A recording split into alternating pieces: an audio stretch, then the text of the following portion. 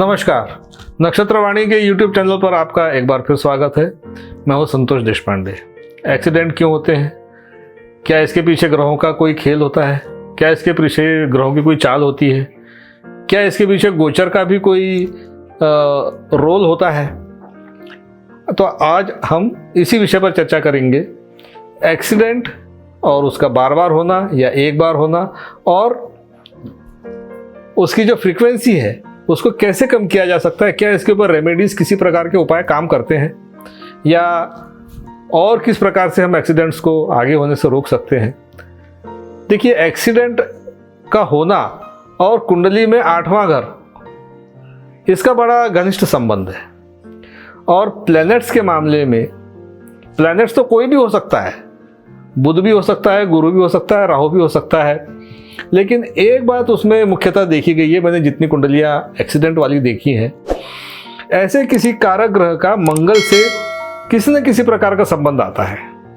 कभी कभी ऐसा होता है कि उसी मंगल का संबंध अगर बुध से भी आ गया, 8वां घर, 12वां घर, 6वां घर और साथ में मंगल का संबंध, और उसके बाद में कहीं उपनक्षत्र स्वामी के स्तर पे या उपनक्षत्र स्वामी का नक्षत्र स्वामी, इस स्तर पर बुध का अगर कोई संबंध आया, तो उसी एक्सीडेंट के मल्टीपल हो जाने के चांसेस सबसे ज़्यादा होते हैं। अब यहाँ पर आता है इंटरप्रिटेशन, जो गोचर का होता है, हम और दशा अंतरदशा का। गोचर का इंटरप्रिटेशन आमतौर पर जो किया जाता है वो मेरे हिसाब से उतना सही नहीं है। गोचर का इंटरप्रिटेशन, ये सारे हाउसेस, ये सारे प्लैनेट, इनका एनालिसिस करने के बाद ही गोचर को इंटरप्रेट किया जाना चाहिए।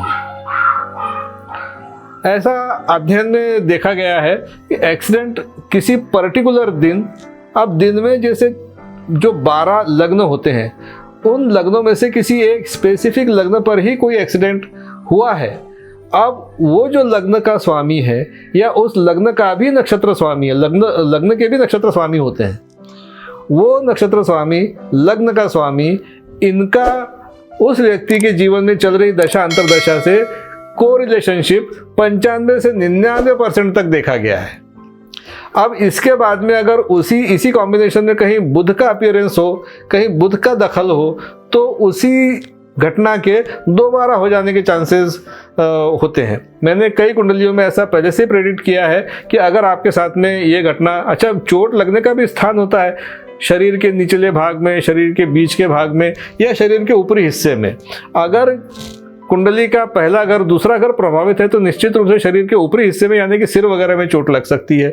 चौथे घर से लेकर के 6वें घर तक के हिस्से प्रभावित हो तो मध्य भाग में, और 8वें घर से लेकर के 10वें घर, 11वें घर तक के हिस्से अगर प्रभावित हो कुंडली के, तो उस व्यक्ति के शरीर के निचले हिस्से में चोट आती है।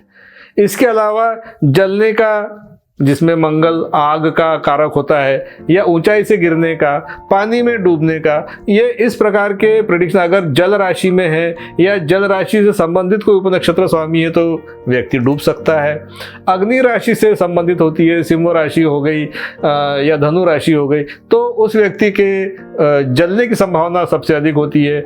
ऊंचाई से गिरने के मामले में अगर 11वां घर, 12वां घर और मंगल का संबंध आता है तो व्यक्ति ऊंचाई से गिर करके उसे चोट लगती है। तो इस प्रकार से एक्सीडेंट को हम इस प्रकार से व्याख्या कर सकते हैं। अब इसकी जो रेमेडी है, क्योंकि सबसे महत्वपूर्ण भाग तो कौन व्यक्ति चाहता है कि उसके साथ में एक्सीडेंट होता रहे। एक बार हो जाने के बाद में तो व्यक्ति चाहता है कि अब दोबारा ये चीज़ ना हो, और अगर हो तो उसका जो इम्पैक्ट है वो बड़ा मिनिमाइज हो जाए, बहुत कम मात्रा में हो, क्योंकि होने को टाला नहीं जा सकता।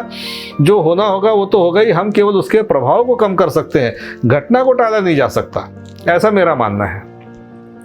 अब होने वाली घटना के प्रभाव को मिनिमाइज करने के लिए, कम करने के लिए हम ऐसा क्या करें कि उस व्यक्ति के साथ में अगर कोई एक्सीडेंट के योग है तो उसके प्रभाव को कम किया जा सके। अगर बुध है का संबंध आता है तो बुध के उपाय किए जाएं। बुध के घर के ऊपर निर्भर करता है। मान लीजिए बुध अगर 11वें घर में है और वो 8वें घर से को रिलेटेड होकर के मंगल के साथ में किसी प्रकार का कोई कॉम्बिनेशन बना रहा है, तो ऐसे व्यक्ति को रात को आधी कटोरी मूंग को भिगा करके और उसको 43 दिन तक के किसी जानवर को, खासतौर से बकरी को, खिला देना चाहिए।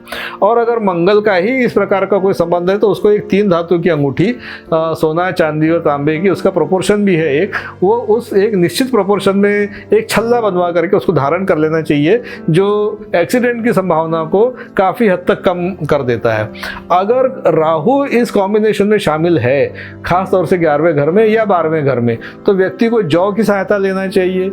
नीले कपड़े में 100 या 200 ग्राम जौ को बांध करके और उसको वजन के नीचे रख देना चाहिए, जिससे कि एक्सीडेंट की संभावना को कम किया जा सके। अगर केतु का इस प्रकार का कोई कॉम्बिनेशन आता है, केतु अगर इस कॉम्बिनेशन में शामिल है, तो केतु के लिए काले तिल जो है किसी वीरान स्थान में जाकर के एक गुरुवार को, उसका दिन गुरुवार होता है, एक गुरुवार को 100 या 150 ग्राम काले तिल श्मशान की जमीन में दबा देना चाहिए, नहीं तो किसी वीरान स्थान में दबा देना चाहिए। तो उससे भी एक्सीडेंट के संभावना बहुत हद तक कम हो जाती है। तो इस प्रकार से अलग अलग ग्रहों के अलग अलग रेमेडीज़ होती हैं। अगर मैं इसके ऊपर पूरा वीडियो बनाऊंगा आपको अगले हिस्से में और थोड़ा बहुत, और उसके अगले हिस्से में और थोड़ा बहुत, अगर आप हमारे साथ बने रहेंगे तो आपको इस बारे में अगली वीडियोस में और जानकारी दी जाएगी। आज के लिए बस इतना ही। मेरा आपसे निवेदन है कि इस वीडियो को देखें, शेयर करें, लाइक करें और सब्सक्राइब करें। धन्यवाद।